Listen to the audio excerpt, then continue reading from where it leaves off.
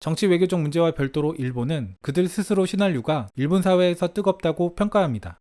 이에 대한 토론회 등도 활발하고 관련 기사도 자주 나오는 게 일본 사회입니다. 여기서 우리가 착각해서는 안 되는 것 하나, 한류를 즐기는 것과 반한, 혐한 의식과는 완전히 별도라는 겁니다. 한국의 문화 컨텐츠를 좋아하고 즐겨도 혐한 의식을 갖고 있을 수 있는 게 바로 일본인들의 의식입니다. 보통 한류가 유행하는 국가들은 우리에 대한 인식이나 호감도가 개선되는 경향성을 보입니다.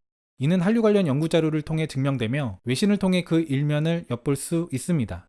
한류의 특정 분야를 접하는 것으로 시작해서 다른 분야로 확장되고 더 나아가 한국의 언어, 역사에 대한 긍정적 포지션에 관심이 늘어나는 것. 이것이 여실히 드러난 사례 중 하나가 얼마 전 소개드렸던 필리핀 기자의 고백이기도 합니다. 그런데 독특하게도 여기서 일본은 예외입니다. 이러한 예외를 만들어내는데 일조하는 것, 바로 일본의 언론입니다. 어찌 보면 언론이 해야 할 역할을 반대로 하고 있는 게 지금의 일본 언론이라는 생각입니다. 오늘은 이를 단적으로 보여주는 일본 기사 하나를 소개드려 볼까 합니다.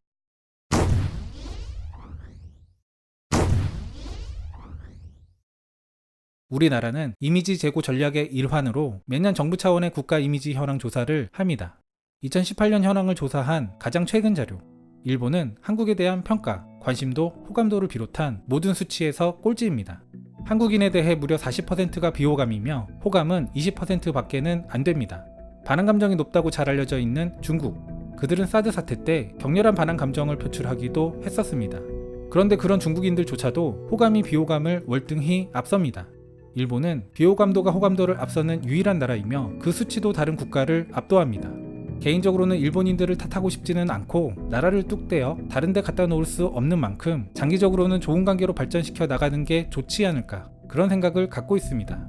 하지만 일본의 현재 사회 분위기는 조금은 광적인 반한, 혐한의 흐름이 분명히 존재합니다. 사견을 보태자면 일본 사회 자체가 최소한 한국에 대해서는 이성을 상실한 모습이라는 생각입니다. 이를 조장하는 게 바로 일본의 언론입니다. 일본의 대형 미디어 그룹에서 운영하는 니코니코. 이곳에 올라오는 한국 관련 기고문, 기사는 부정적인 것 일색입니다. 상당히 우경화되어 있는 사이트. 기사의 형식을 띠고 있지만 건전한 비판이 아닌 단지 깎아내리기 위한 기사에 불과합니다. 다만 이를 통해 우리가 알 수 있는 것. 그들이 어떤 방식으로 한국을 비하하는지, 그 프로세스는 어떤지에 관한 것입니다. 일부의 사실 또는 사건을 기반으로 하지만 과장하고 거짓을 섞어내는 방식이 바로 그것입니다. 여기에 신뢰도를 높이기 위해 한국인 또는 한국 출신 인물을 내세워 이야기합니다. 2월 20일 아침 후지TV에서 전날 방송한 똑같은 애니메이션이 재방되는 사고가 있었다. 생각하기 힘든 실수가 일어난 것이다. 그렇다면 한국 방송국의 경우는 어떨까? 사실 한국 방송국에서도 방송사고가 잦다. 이는 특히 드라마 방송들에서 자주 발생한다. 그 이유는 빡빡한 촬영 일정 때문이다. 한국 드라마는 방송 초기, 그리 많지 않은 회차밖에는 확보되지 않은 상태다. 시간에 쫓겨 드라마를 촬영하며 드라마 시리즈의 막바지에 이르면 거의 생방송이라고 봐도 무방할 정도다. 이로 인해 배우도, 제작진도 과로에 시달린다. 사실 이 내용 자체는 우리 안에서도 지적되는 부분이고 사실입니다. 그들은 우리 내부의 자성적 목소리, 비판적 목소리를 인용하는 것이죠. 깎아내리기 위한 의도를 담고 있기에 이러한 지적을 건전한 비판이라고 받아들이기 힘든 것입니다. 다른 한류 관련 판매 기사들도 마찬가지지만 기사만 보면 한류 드라마의 지금과 같은 세계적 인기는 불가사의한 일이 됩니다. 이것은 결국 열등감의 표출이라고 밖에는 달리 설명할 길이 없다는 생각도 하게 됩니다. 그리고 일어나는 것이 방송사고다. 예를 들어 한국의 지상파는 오후 10시에 드라마가 방송된다.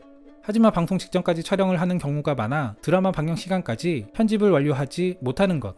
이로 인해 방송을 송출하지 못하는 경우가 발생한다. 이런 경우에 10에서 20분 정도 늦게 드라마가 방송되기도 한다. 보통 지상파 3사는 드라마 방영 전 뉴스를 방송한다. 저녁 10시에 드라마를 방송할 수 없게 되면 이를 생방송 뉴스로 대체하면서 대응한다. 일본에서는 좀처럼 생각할 수 없는 것이지만 나는 그런 방송을 여러 번 봤다. 시간에 쫓겨 편집을 하다 보니 때때로 큰 실수가 나오기도 한다. 예를 들어 줄거리가 뒤섞일 수 있다. 시간의 흐름상 나중에 넣어야 하는 장면을 앞으로 편집하는 등의 상황이 발생하기도 한다. 이에 따라 스토리 앞뒤가 맞지 않는 일들도 생긴다. 드라마 방영이 준비되지 않아 뉴스로 때운다. 들어본 적 없는 방송사고 유형입니다. 기사의 필자가 무엇을 많이 봤다는 것인지 의문스럽습니다. 드라마 관련 대형 방송사고로 꼽히는 것 중 하나, 바로 TVN에서 방영됐던 화유기 관련 방송사고입니다. 국내에서도 큰 이슈가 되었고 내부적으로 강한 비판도 받았습니다.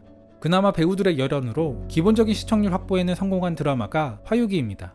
충분히 대성할 수 있던 요소를 갖췄던 드라마라는 점에서 아쉬운 부분입니다. 이 기사도 화유기 방송사고를 언급합니다. 이것은 치명적인 실수지만 편집에 여유가 없기 때문에 이런 방송사고가 일어난다. 한국 드라마의 회상 장면이 많은 것. 이는 촬영 분량을 적게 하고 방송 시간을 확보하기 위한 고육지책이다. 그 중에서도 특히 큰 방송사고로 기억되는 것. 바로 케이블 채널 TVN에서 방영한 이승기 주연의 드라마 화유기였다. 2017년 12월 24일에 방송된 제2화. 중간에 방송을 중단시키고 광고를 내보내는 것을 반복하다가 결국 방송을 하지 못했다.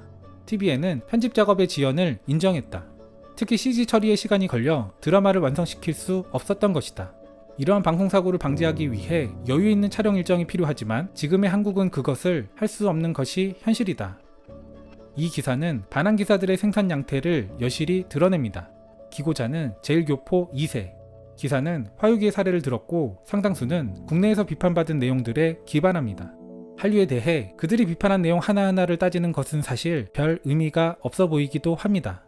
다만 이를 통해 알 수 있는 확실한 것, 바로 그들의 열등감입니다.